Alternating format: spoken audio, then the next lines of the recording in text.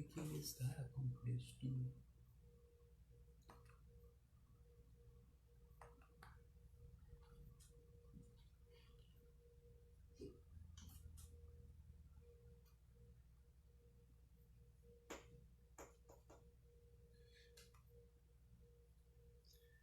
Aí já entrou.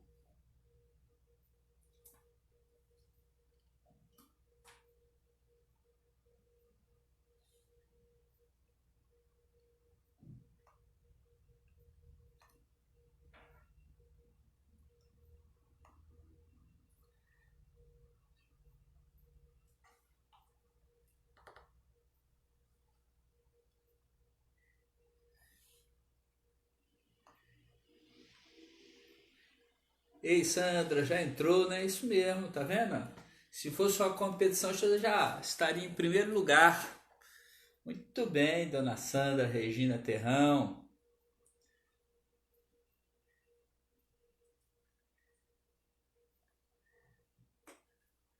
Tô tentando enxergar aqui direitinho.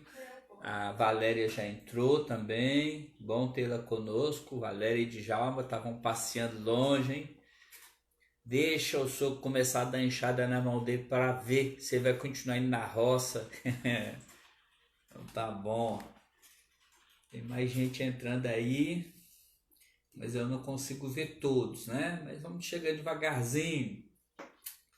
Já deixa a sua Bíblia aberta aí em alguns textos que daqui a pouco nós vamos conversar sobre esses textos, tá bom? Então você já pode deixar a sua Bíblia aberta aí, você que já entrou em Mateus capítulo 10. Aliás, desculpa, Marcos capítulo 10, versículo 46 ao 52. Deixa a sua Bíblia aberta aí, que daqui a pouco a gente vai conversar sobre esses textos que são paralelos, mas a partir de Marcos, tá bom? O pessoal tá chegando aí e são todos bem-vindos. Vai mandando um oizinho aí para mim, para depois registrar aqui. Se tiver pedido de oração, posta aí o seu pedido de oração. Depois eu vou estar orando por seu pedido de oração, tá bom? Eu estou enxergando aqui pouquinho, então eu estou encostando bem na tela. De vez em quando você me vê encostando na tela é porque eu estou olhando para o celular. Pastor Cornélio, lá dos Estados Unidos, pessoa boníssima. Vou preparar uma reunião, vou chamar o pastor Cornélio para dar uma palavra para nós. É um missionário querido nosso. Estava falando com o reverendo Altair de ti ontem. Ele mandou abraço para ti, reverendo Altair, irmão do reverendo Assi, lá de Minas, né? Primo teu, hein, Cornélio? Muito bem, daqui a pouco a gente começa. Hoje a gente vai trabalhar o texto do cego de Jericó. Aí a gente vai, se soubesse que o pastor Cornélio ia estar aí, eu tinha até pedido para ele cantar alguns cânticos sobre o cego de Jericó, mas não sabia. Então, então eu separei umas músicas aqui para a gente, na hora da oração, ter uma música de fundo aqui. Deus abençoe Emma, viu, pastor Cornélio, seus dois rapazes, seu ministério aí nos Estados Unidos também. Muito bem. Daqui a pouquinho, falta 5 minutos para a gente começar e a gente vai estar aí falando sobre o texto, como eu disse para vocês, de Marcos capítulo 10, cego de Jericó.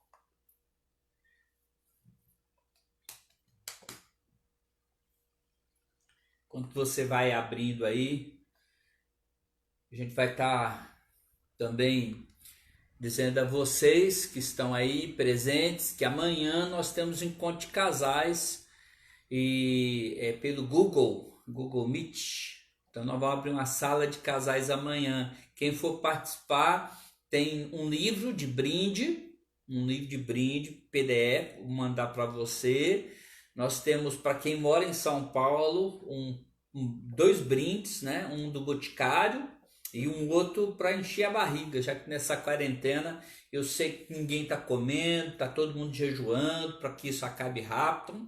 Não vou ajudar vocês não, vou acabar com o jejum de vocês dessa quarentena e mandar aí para vocês um pão recheado de brinde quem participar amanhã do Encontro de Casais. Nosso Encontro de Casais, além de edificante, é para encher mesmo, sabe? Encher até o estômago. Muito bem. O pessoal vai chegando aí devagarzinho, quem vai poder entrar, é lógico, né? Então são bem-vindos.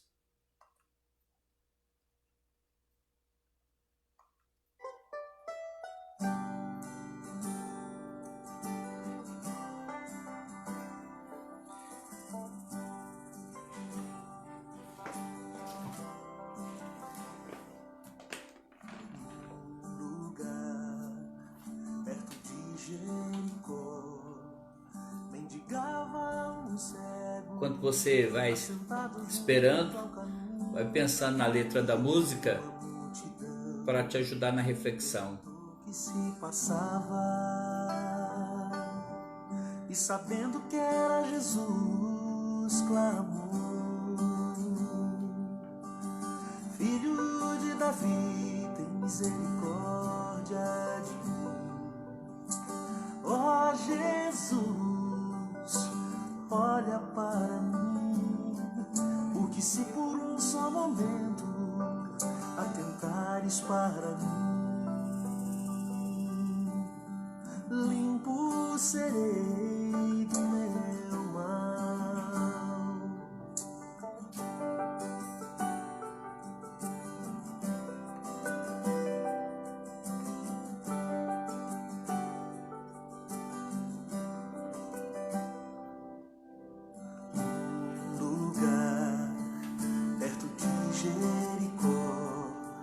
Mendigava um cego, assentado junto ao caminho, e ouvindo uma multidão, perguntou o que se passava, e sabendo que era Jesus, clamou: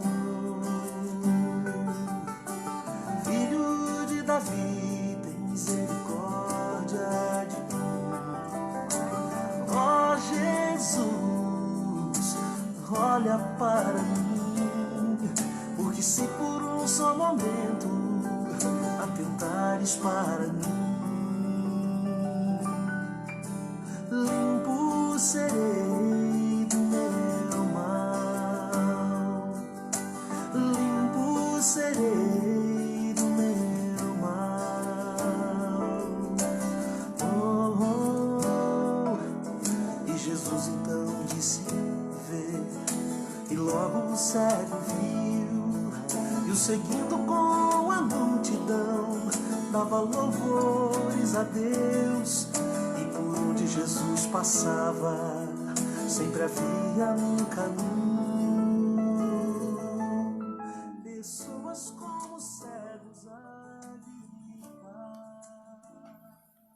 Amém, amém. Vamos orar nesse instante e depois da oração nós vamos ao nosso estudo dessa noite. Senhor, muito obrigado, porque aprove ao Senhor nos trazer até o dia de hoje, até a hora presente.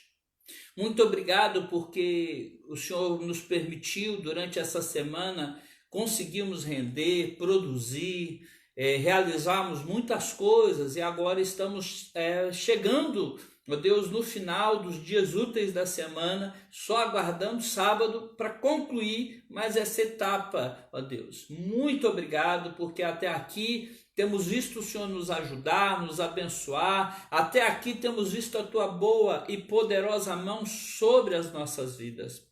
Agora que nós vamos estudar da Tua palavra, que nós vamos aprender de Ti, nos faça, ó Deus, terra boa, onde a semente vai encontrar espaço no coração, guarida e fertilidade, para não apenas entendermos, não apenas guardarmos, mas também vivenciarmos e darmos muitos frutos.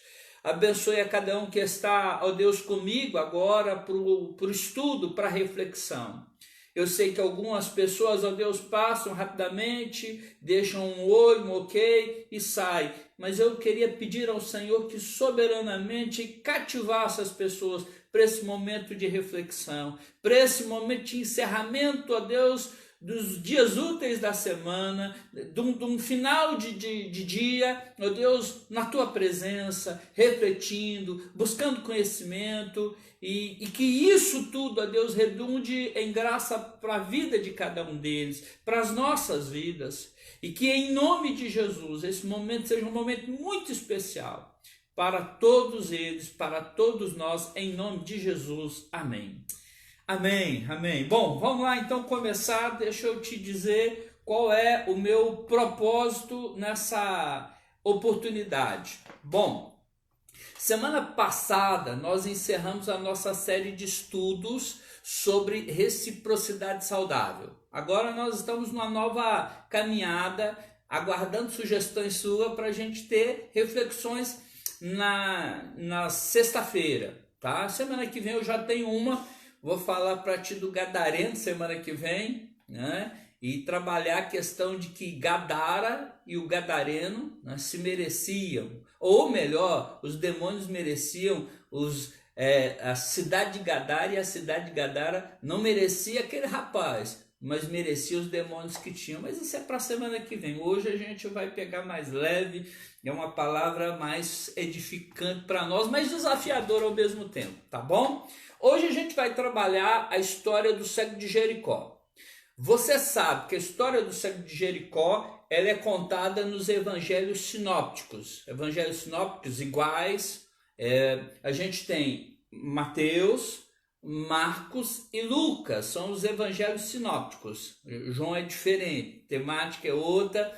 Então a gente vai observar que essa história do cego de Jericó tem nos 3 evangelhos, mas cada um com um detalhezinho interessante. Talvez o mais difícil assim de detalhes, e a gente não vai usar muito, é o evangelho de Mateus, tá bom? E depois quando você ler você vai entender porque é um pouquinho mais complicado. Bom, mas o que eu vou fazer agora? Eu fiz um ajuste aqui, e o ajuste ele funciona assim. Eu peguei o evangelho de Marcos como base, e aí eu somei ao evangelho de Marcos algumas passagens de Lucas e de Mateus, para formar a história com informações que um deixa aqui, outro deixa ali, o outro deixa colar. Então eu juntei os 3 para ler aqui para você em conjunto. Vou tentar ler sem citar o texto, mas entenda que é a mesma história, só que pegando um trechinho aqui, um trechinho ali e formando a história, boa parte da história do cego de Jericó, tá bom? Então começo lendo aqui e você, por favor, preste atenção aí e depois nós vamos trabalhar as pontuações desse texto. Foram para Jericó. Ficava mais ou menos uns 25 quilômetros de Jerusalém. Foram para Jericó. Quando eles saíram de Jericó, juntamente com os discípulos e numerosa multidão, Bartimeu, cego, mendigo, filho de Timeu, estava assentado à beira do caminho, pedindo esmola. E ouvindo o tropel da multidão que passava, perguntou o que era aquilo. Anunciaram-lhe que passava Jesus, o Nazareno. Então ele clamou: Jesus, filho de Davi, tem compaixão de mim. E os que iam na frente o repreendiam para que se calasse. Ele, porém, cada vez gritava mais: Filho de Davi, tem misericórdia de mim. Então Jesus parou e disse: Chamai-o. Chamaram o cego e disseram-lhe: Tem bom ânimo, levanta-te, ele te chama. Lançando de si a capa, levantou-se de um salto e foi ter com Jesus. Perguntou-lhe Jesus: Que queres que eu te faça? Respondeu o cego: Mestre, que eu torne a ver. Então Jesus, condoído, tocou-lhe nos olhos e disse: Vai, a tua fé te salvou. E imediatamente se tornou a ver e ia seguindo Jesus estrada afora. Muito bem, o texto lido, vou só para fixar na tua mente a história, eu vou tentar imaginar com você a cena, tá bom? Tentar imaginar com você o que está acontecendo aqui. Jesus, ele vai para Jericó, é só de passagem mesmo, ele não vai para ficar em Jericó. Tanto é que quando você pega nos evangelhos, nenhum ele está entrando e outro ele está saindo, né? E a cidade tinha 2 portas, então, ou se não é da perspectiva de quem olhava. Então Jesus está entrando e rapidamente saindo de Jericó. Cidade muito querida de sacerdotes, segundo estudiosos, na época de Jesus tinham residindo lá em Jericó centenas de sacerdotes e levitas. Era uma cidade de um clima muito agradável, então os sacerdotes iam para lá. Jesus não estava querendo ir nem na casa de Zaqueu na ocasião, e nem na casa de sacerdote. Ele estava passando. E ele estava passando com destino a Jerusalém. Quando você pega o contexto, você já sabe que ele está caminhando em sentido à Páscoa, em sentido a se preparar para a morte, para se oferecer em sacrifício. E muitos já sabiam disso, já tinham uma perspectiva de que ele estava indo para Jerusalém, e nessa expectativa da chegada de Jesus em Jerusalém, ele já havia multiplicado pães, ele já havia feito sinais e prodígios, já havia apresentado uma mensagem que estava desconfortável para a liderança. Então, nessa expectativa do povo, assim, de que ele chegasse em Jerusalém e fosse estabelecido como rei. Então ele estava assim, olha, Jesus vai chegar em Jerusalém e vai tomar o poder, os romanos vão cair, ele vai estipular-se como novo rei. Então a multidão só ia somando, e somando, e somando. E é interessante você observar que nesse texto, o povo que sempre gostou de milagre, estava com pressa, ele não queria que Jesus parasse para nada. Para nada. E nesse inteirinho, Jesus indo para Jerusalém, passando por Jericó, de repente aparece uma figura aí que a gente vai focar nele também, em Jesus, e nessa figura que é um cego que não é cego de nascença, e um cego que não podia ver, mas podia sentir, podia ouvir. Então imagina a cena assim, Jesus passando por Jericó, quando de repente o cego ele ouve o tropel da multidão, ele ouve o barulho de andados, ele sente a vibração no chão, e aí ele pergunta, o que está acontecendo? Ele provavelmente, antes mesmo do barulho, já deveria estar sentindo o cheiro, o aroma mesclado de muita gente. Ele já deveria estar sentindo a poeira subindo em ruas pouco calçadas, e ele ali sentado à beira do caminho, à porta da cidade, começa a perceber que tem algo diferente, algo acontecendo que não é comum. E ele pergunta, o que está acontecendo? O que se sucede? O cego estava curioso para saber. Era muito diferente, era muita gente, era muito barulho, era muito cheiro, era muita poeira, era muita coisa acontecendo ao mesmo tempo. E aí ele fala, o que está acontecendo? E alguém fala assim para ele assim, é Jesus o Nazareno, né? É Jesus de Nazaré. A informação foi essa, é Jesus de Nazaré. Aí, o cego, quando ouve que é Jesus de Nazaré, se você prestar bastante atenção, ou prestou atenção, mas se você prestar atenção voltando ao texto, parece-me que ele não repete Jesus de Nazaré. Ele diz, Jesus, filho de Davi, tem misericórdia de mim. Eles passaram a informação para o cego, parece que o cego filtrou e foi além.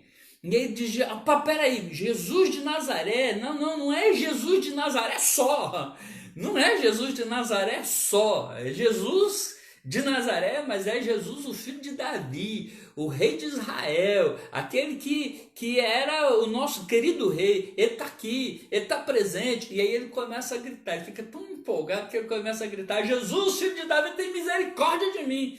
E a multidão que queria que Jesus chegasse em Jerusalém, porque entendia que Jesus provavelmente destituir seu poder, destituir o imperador lá de Roma, destituir os governantes postos ali na região, e ele ia agora estipular o poder. Pronto, acabou, né? Pôncio Pilatos, tchau, tchau. Herodes também era o próximo da vez.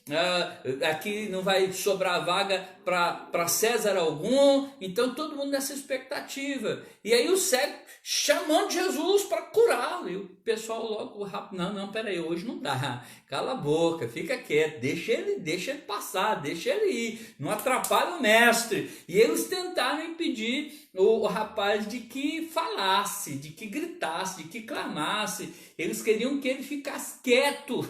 Eles repreendiam, mas não adiantou. Não adiantou. Quando ele ouviu Jesus de Nazaré e ele filtrou e ele entendeu que era Jesus, o filho de Davi, e ele já havia ouvido muitas histórias de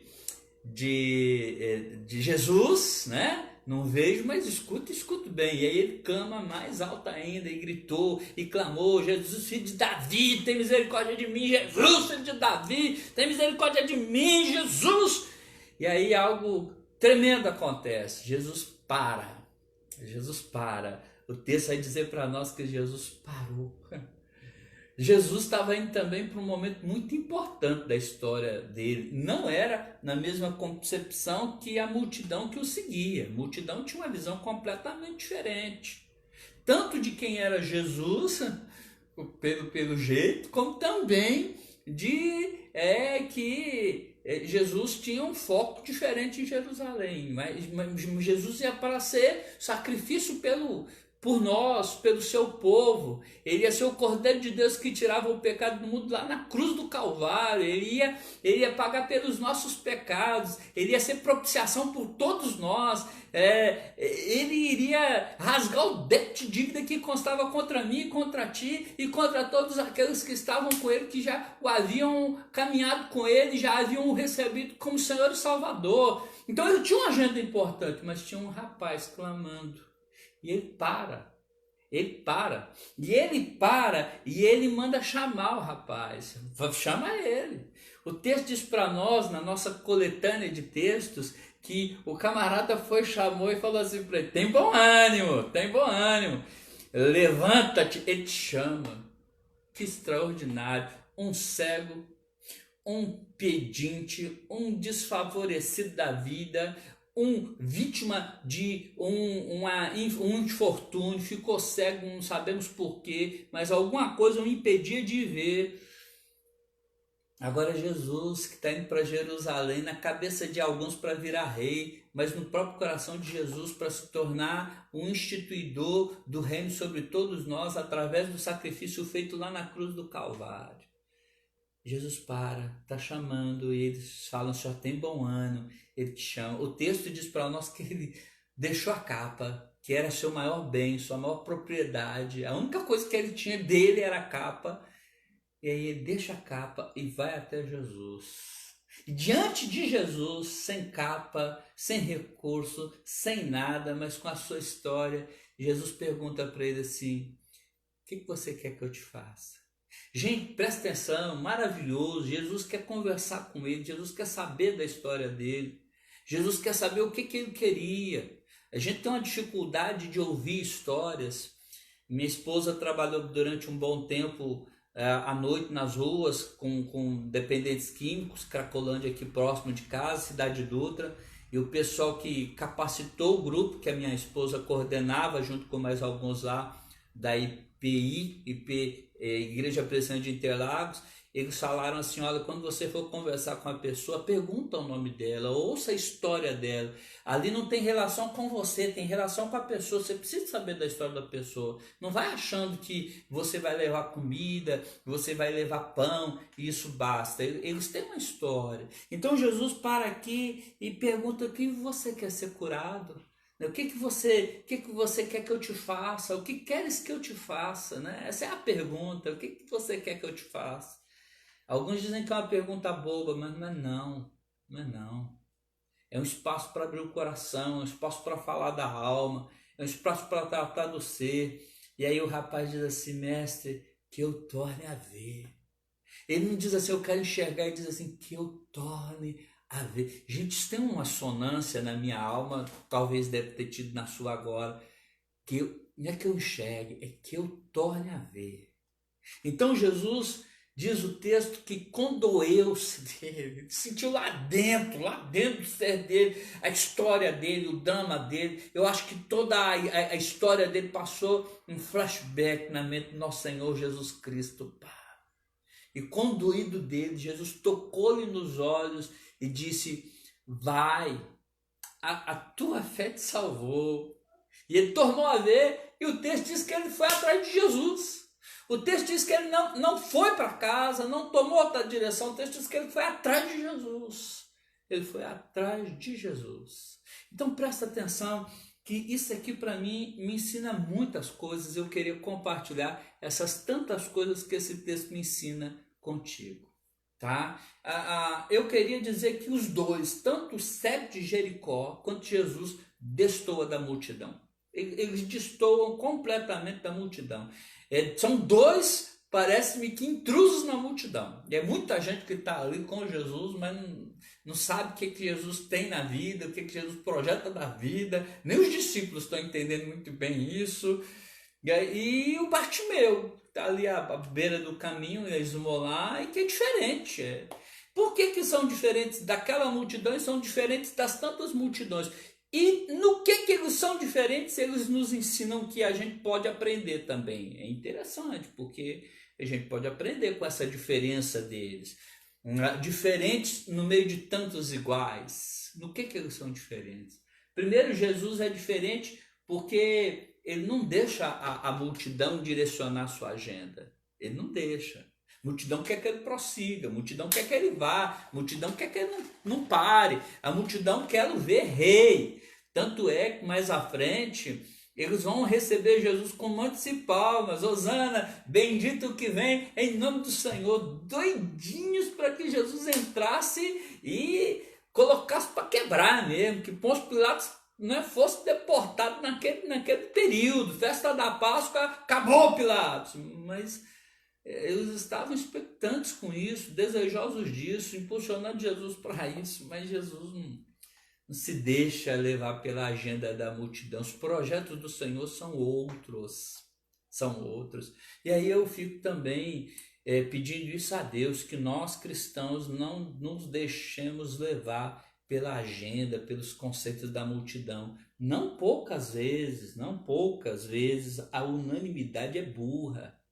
Tanto de gente gritando A, B, a gente entra em umas ondas porque está todo mundo pedindo. Cuidado, tenha discernimento, tenha foco, tenha norteamento, tenha bússola, a palavra de Deus. É isso que tem que nos dirigir, é isso que tem que nos conduzir, é isso que tem que nos colocar na caminhada. É ela que dá na nossa agenda, é a oração. Né? É o buscar de Deus o norte para a nossa vida, é a palavra de Deus, é o querer de Deus, essa Bíblia e oração e Bíblia, esse conjunto que vai nos direcionar. Era o conjunto do fazer a vontade do Pai que dirigia Jesus, não era a multidão, não era aplauso, não era tapinha nas costas, não é porque todo mundo faz, não. Não é porque todo mundo está cantando, festejando. Jesus sabia que aquele povo que dizia Hosana, bendito é o que vem em nome do Senhor, daqui a pouco estaria gritando Barrabás, Barrabás. Multidão é doida, multidão ela é dada a descompensações, e quando a gente embarca nessa de multidão, a gente quebra a cara. Pelo menos duas cenas hilárias.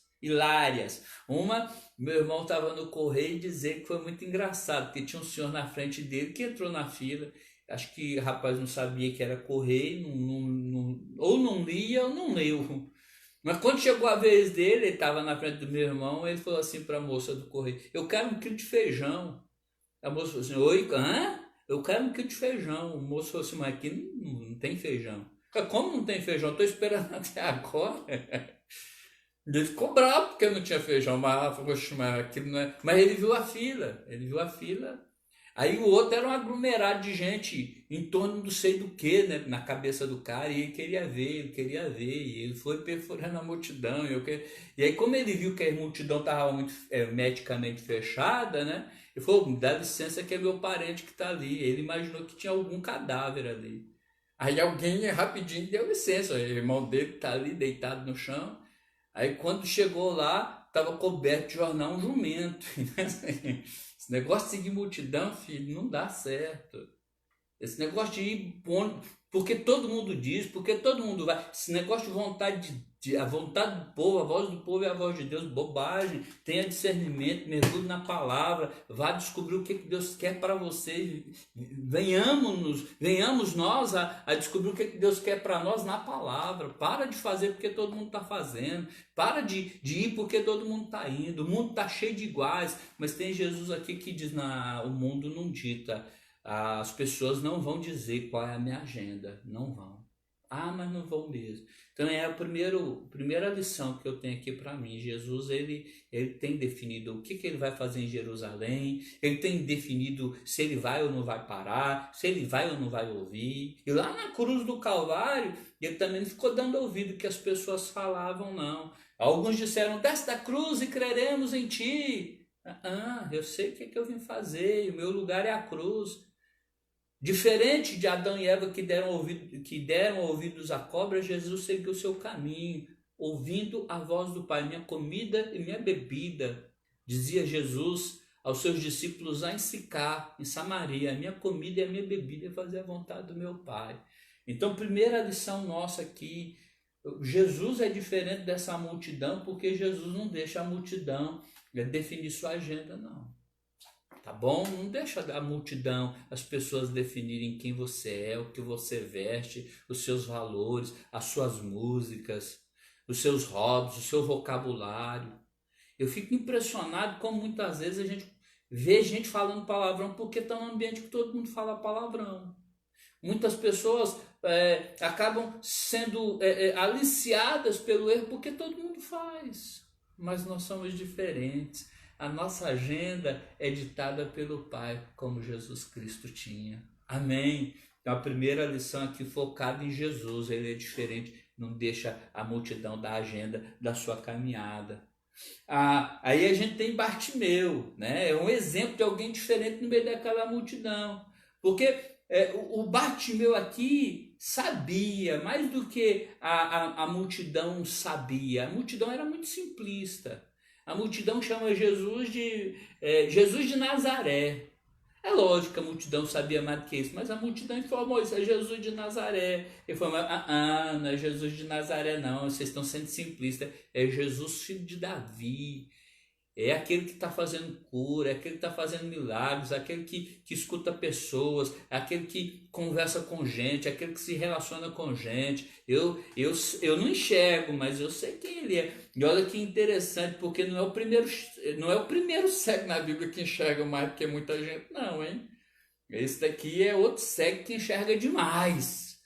Porque ele tem compensação, né? Ele falou, peraí, deixa eu ficar atento aqui. Ele provavelmente já estava esperando Jesus passar naquele local para atingi-lo, para cuidar dele. Sabe, a gente precisa de aprender com esse rapaz a não ser tão simplista, a não ficar ouvindo o que as pessoas falam sem consultar nas Sagradas Escrituras, sem se aprofundar. É Jesus de Nazaré, não é Jesus de Nazaré, mas é Jesus, o filho de Davi. É Jesus que pode ter misericórdia de mim. Ele chama Jesus de mestre. Tantos adjetivos que ele dá a Jesus. Quais são os adjetivos que você dá a Jesus? Como você enxerga Deus? Como você enxerga o Pai, o Filho, o Espírito Santo? Como você enxerga, né? Às vezes com aquela visão de intimidade igual a Xuxa, o cara lá do alto, faça-me um favor. Ou como um sócio, né, de fábrica de sorvete, ao ponto de dizer que ele é tudo de bom, deve ser dono da que bom. Ou você tem uma visão mais aprofundada dele, você conhece, sabe definir, ele é meu amigo, ele é meu Senhor, ele é Deus Todo-Poderoso, ele é o Criador dos céus e da terra, ele é aquele que é, que há e que há de vir. Ou ainda como o salmista falou lá no Salmo 139, ele é aquele que me sonda, que me conhece, ele é aquele que sabe quando eu me assento e quando me levanto, ele de longe penetra o meu pensamento, ele esquadrinha o meu andar e o meu deitar, ele conhece tudo que há em mim. mim. Eu não tenho para onde fugir dele. Se eu subo aos céus, ele lá está. Se eu faço a minha cama no mais profundo abismo, ele lá está também. Eu olho para ele e fico de queixo caído. Se eu contasse as obras dele, excederiam os grãos de areia. Contaria sem jamais chegar ao fim. Será que a gente já conhece de Deus como conhecia Moisés? Senhor, tu tens sido o nosso refúgio de geração em geração. Antes que os montes formassem, crescessem, se formasse a terra e os mares, de eternidade em eternidade tu és Deus. Será que conhecemos como Isaías conhecia? Será que conhecemos como Jeremias conhecia? Aprofundamento, os crentes de Bereia, quando Paulo pregava, alguém diria assim, não, mas Paulo que chegou, não vou nem precisar de abrir a Bíblia, que esse cara é bom, os crentes de Bereia. Não, eu falei, peraí, vamos conferir se ele está pregando direitinho aqui. Aprofundamento, nós temos tido oportunidade de nos aprofundarmos, gente. A gente sabe, por exemplo, o nome, a gente não, que eu sou meio ruim nisso, mas muitos de vocês sabem o nome de todos os jogadores do time. Você sabe que campeonato ganhou, você sabe, ano tal, quando ganhou, era fulano de tal, ciclano, beltrano, e você dá a lista, sabe o nome de autores de novela, sabe de script disso, daquilo, sabe como é que funciona aquilo, outro, mas quando chega em falar do Senhor, a gente não tem profundidade. Deus é tudo de bom, Deus é o meu Pai, Deus é meu amigo. Filho, aprofunda. Quem está passando aí? Quem está passando aí? É Jesus de Nazaré. Peraí, que esse Jesus de Nazaré, ele é mais do que isso. Ele é o Rabone, ele é o filho de Davi, ele é o que tem misericórdia. Diferente da multidão. Jesus é diferente da multidão porque a multidão não dita a sua agenda. O Bartimeu, filho do Timeu, a gente não sabe. O nome dele não é Bartimeu, tá bom? O nome dele eu não sei. A gente só sabe que ele é Bartimeu. Bartimeu quer dizer filho de Timeu. A gente sabe o nome do pai dele. O pai dele era famoso, mas ele deveria todo mundo dizer, é o ceguinho que fica ali na esquina. Não? Mas aquele ceguinho que ficava ali na esquina sabia muita coisa. Sabia mais do que muita gente. Enxergava mais do que a maioria das pessoas que estavam naquela multidão, não entendendo quem estava diante deles de fato. Então Jesus não deixa a multidão da agenda da sua vida. O filho de Timeu, o Bartimeu, não deixa a multidão o deixar no simplismo. Mas tem mais. Jesus, ele tem preferência pelo ser humano, né? Em saber da história do ser humano. Jesus tem preferência em saber da história do ser humano. É muito forte isso aqui, porque Jesus também tinha uma agenda lá em Jerusalém, fato. Não a da multidão, mas ele tinha, né? Lavar-nos com seu precioso sangue, lá na cruz do Calvário. Cancelar todo o débito de vida que constava contra nós. Que agenda. Mas tem alguém gritando, dizendo, Jesus, filho de Davi, tem misericórdia de mim. Jesus, filho de Davi, tem misericórdia. Peraí, tem uma pessoa aqui que eu tenho que ouvir a história dela. Eu tenho que permitir que ela conte sua história. Eu tenho que permitir que as pessoas parem um pouquinho e vejam que o indivíduo é gente. Que não é a multidão que é gente, não é a multidão que conta, mas tem gente no meio da multidão que forma a multidão e que precisa de ser ouvida. Tem gente. E ele não faz isso, não é a primeira vez que ele faz isso não, hein? Puxa aí na sua cabeça. Consegue lembrar uma outra vez que teve um negócio desse também? Lembra quando Jairo foi pedir para Jesus ir na casa dele porque a filha dele estava doente? E o pessoal ficou todo empolgado porque Jairo era famosaço. E o pessoal ficou empolgado. Vamos lá, Jesus vai fazer alguma coisa por Jairo, o chefe da sinagoga. E aí todo mundo fica animadão. Aí Jesus, no meio daquela multidão, alguém toca nele. Todo mundo ansioso porque a filha do Jairo estava muito ruim. Jesus chegar e fazer alguma coisa na vida daquela menina. E Jesus para e diz assim, alguém me tocou. Gente, quem era amigo do Jairo deve ter infartado. Fala, não é possível que ele vai parar. A menina está morrendo, Jesus. A menina está morrendo, Jesus. Não é possível que o Senhor vai parar. E ele para e pergunta quem me tocou. Um dos discípulos fala assim, Senhor, por favor, né? Todo mundo está tocando o Senhor. Ele falou, não, mas alguém me tocou, porque de mim saiu o poder. Eu quero ouvir essa história. Eu quero saber quem me tocou com fé, assim. De mim saiu o poder. Eu preciso que vocês ouçam essa história. Aí chega uma mulher trêmula e vai contar a história dela. Jesus queria que ela aparecesse diante das pessoas para dizer: olha, eu não sou uma anônima para Deus. Eu tenho uma história para Deus. Eu preciso contar essa história para Deus. A idade da filha de Jairo é a idade que eu sofro. A idade que aquela menina tem e que tá ali sofrendo é a idade que eu venho gastando todos os meus recursos. Deixa eu contar minha história para vocês. Jesus, ele se relaciona com a gente como gente que tem história, que tem nome, que tem identidade. Por exemplo, você pega a história de Paulo. Paulo persegue os cristãos, lembra da história? E aí ele está indo para Damasco. E o Senhor entra na história de Paulo e o Senhor fala assim: Saulo, Saulo, por que me persegues? Quem és tu, Senhor? Saulo não conhecia Jesus, mas Jesus dizia: eu sou Senhor, eu sou Cristo a quem tu persegues. Mas Jesus sabia o nome dele, sabia o intento dele.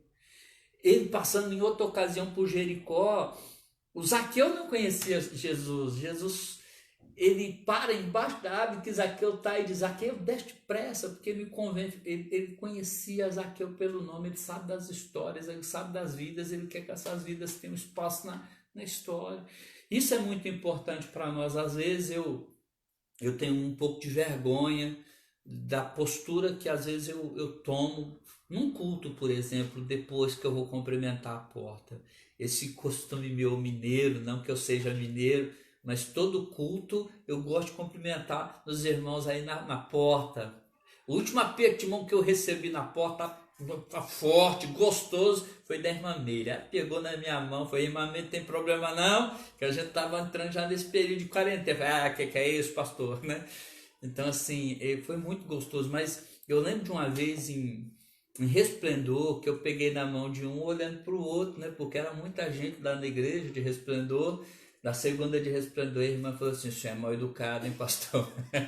Eu falei assim: por quê, irmã? Eu sei que eu sou, mas em qual razão agora? Acho que o senhor pega na mão da gente olhando para o outro, aí.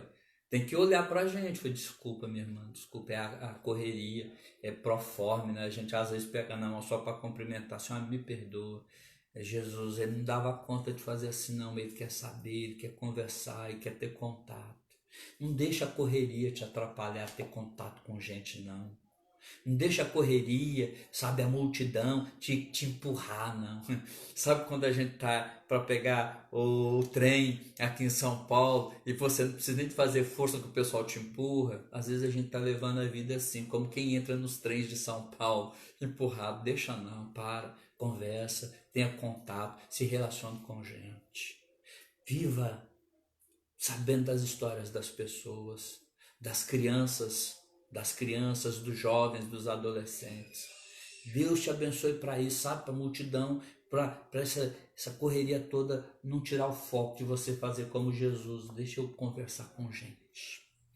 Tem uma amiga lá de Resplendor, na verdade uma menina que estava nos nossos últimos anos lá, começando a congregar na igreja. Aí teve um dia que eu estava conversando com ela, eu falei: mas você não tem moto? Por que você está andando a pé aqui, indo para o centro da cidade? Ela falou assim para mim: é que eu gosto de gente, eu gosto de andar, porque de moto ninguém pode conversar comigo, agora andando dá para conversar, entendeu, pastor? Eu falei: olha que legal.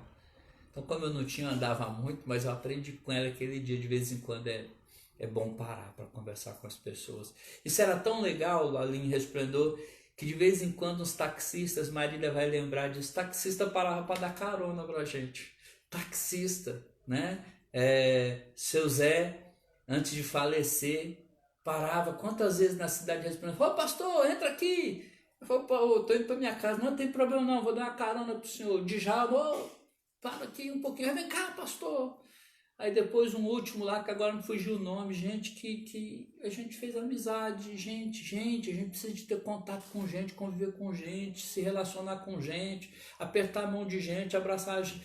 E se a gente perder isso, a gente perde muito do cristianismo do Senhor Jesus. Muito. Eu não corro risco de virar pregador famoso, né? Mas tem pregador famoso que eles não vão se tiver menos que tanto, 2.000, 3.000. Se tiver pouca gente, não vou não, né? Teve um muito conhecido na minha época de jovem, que só ia se o evento tivesse mais de 5.000 pessoas. E aí eu elogio o reverendo Hernandes, porque reverendo Jeremias, eu fui num congresso da oitava lá em BH, e ele me viu e me chamou pelo nome. Achei aquilo bonito, eu tinha o visto, depois da outra vez ele me chamou pelo nome. Nunca mais o vi, mas 2 vezes que ele me viu, ele me chamou pelo nome. Reverendo Hernandes, quando a gente levou ele lá em Resplendor, eu perguntei assim, quanto o senhor cobra? Ele falou, nada. Se puder deixar eu vender os meus livros, legal. Mas se não puder, também não tem problema não. E aí falou assim, eu quero, se possível, eu queria que você chamasse todas as igrejas evangélicas para a gente fazer um culto junto. Eu falei, opa, aí melhorou. Aí ele conversou com pastores de todas as denominações, fez isso é cristianismo, conversar com gente, não se achar melhor do que ninguém, se relacionar com gente, não se colocar num pedestal. Jesus, ele quer ouvir um pedinte, camarada sentado à beira do caminho. Jesus vai, traz que eu quero ouvir a história dele. Traz porque eu quero conversar com ele. Traz porque eu quero saber o que ele quer.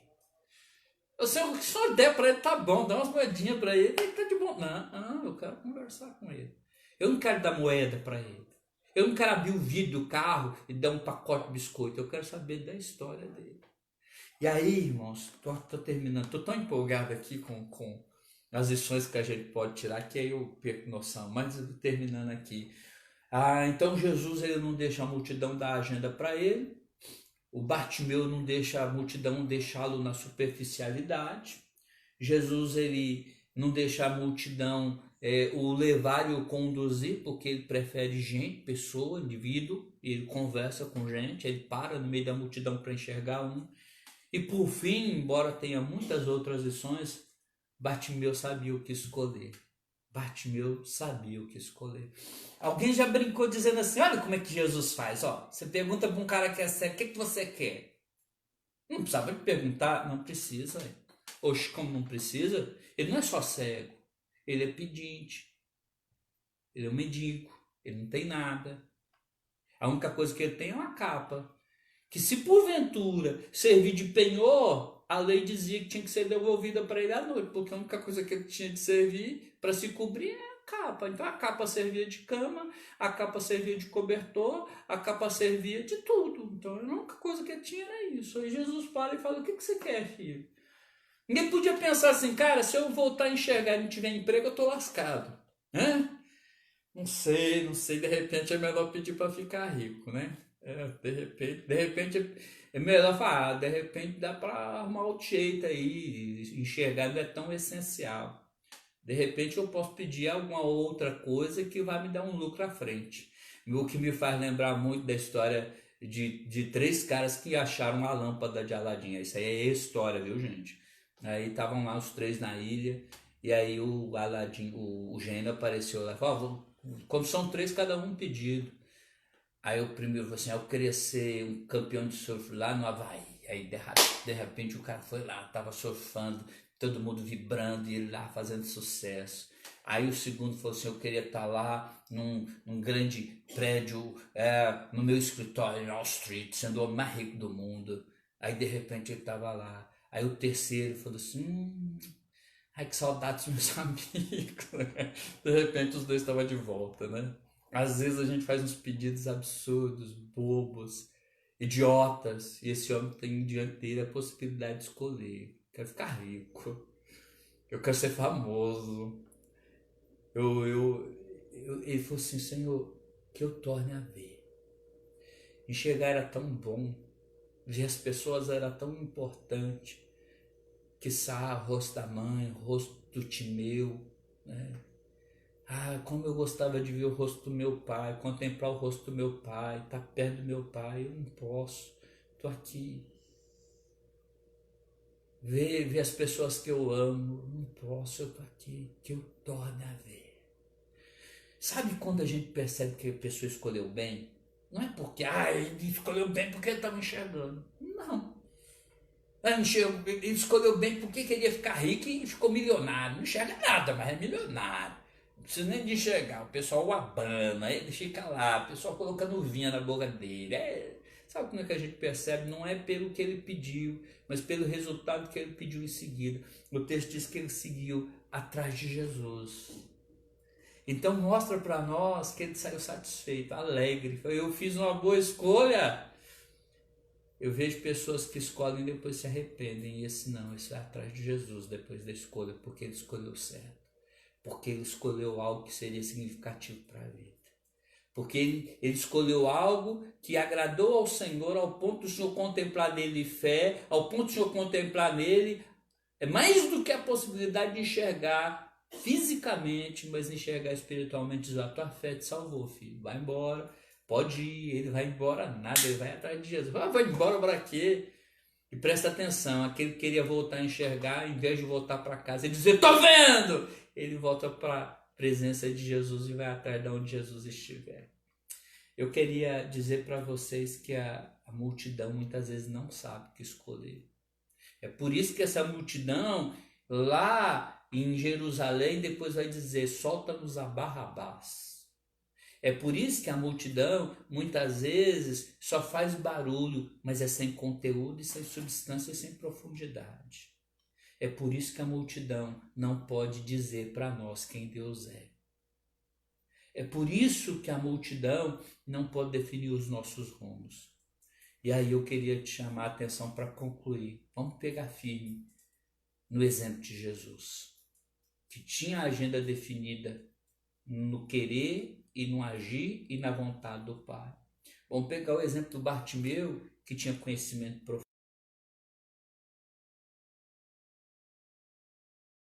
Vamos pegar o exemplo de Jesus, que se relaciona com gente mais do que com números. Aliás, número pouco importa. Pouco importa. Pouco importa. É por isso que a gente tem que pegar o exemplo de Bartimeu e tomar as melhores decisões para a vida. Hoje você tomou a decisão de estar aqui comigo ouvindo a palavra. Depois volta para a leitura da palavra e tem uma vida de oração. Vão fazendo, continuando fazendo escolhas que reflitam vitória à frente. Eu queria que nesse instante você fechasse os olhos aí e pedisse a Deus que Ele te ajudasse. A exemplo do Bartimeu, tomar decisões que sejam importantíssimas, relevantes para a sua vida. E a exemplo de Jesus, caminhar segundo o querer de Deus, o Deus Pai. Numa cidade chamada Jericó, anunciaram que Jesus ia passar. Havia um homem humilhado, desprezado, solitário, pois não tinha como ver a glória de Deus.